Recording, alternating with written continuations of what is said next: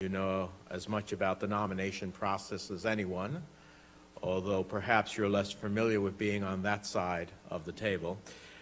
Between your service here in the White House, you also understand, I think, the challenge of managing multiple complex situations concurrently, and those experiences, I believe, will serve you well as confirmed for this position.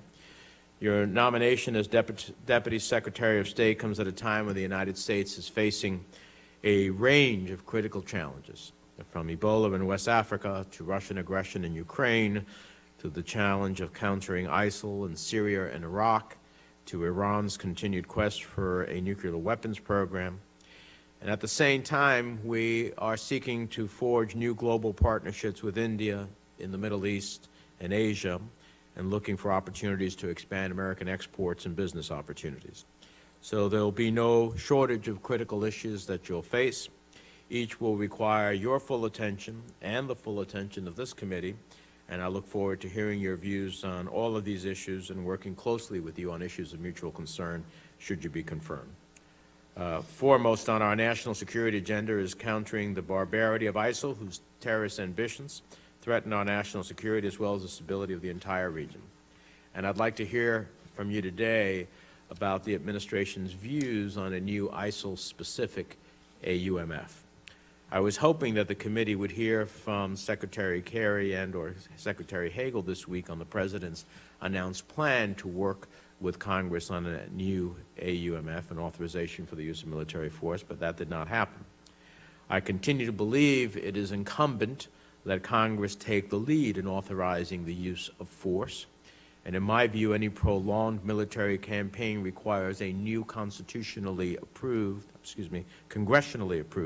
AUMF, and I believe that Congress should act, and the administration should seek expeditious congressional action. We also face a continued crisis in Ukraine, where the ceasefire is collapsing as more Russian tanks, troops, and weapons cross the border into eastern Ukraine.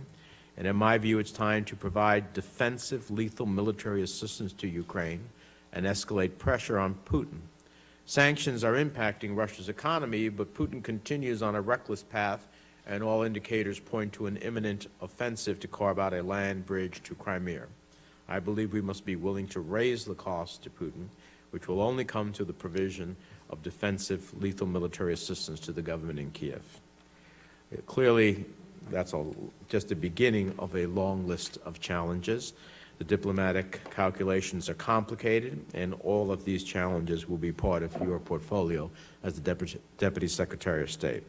I know that there will be times when we will agree and times that we will disagree, but I look forward to working closely with you should you be confirmed. I think that your experience to date poises you to do an excellent job in this regard.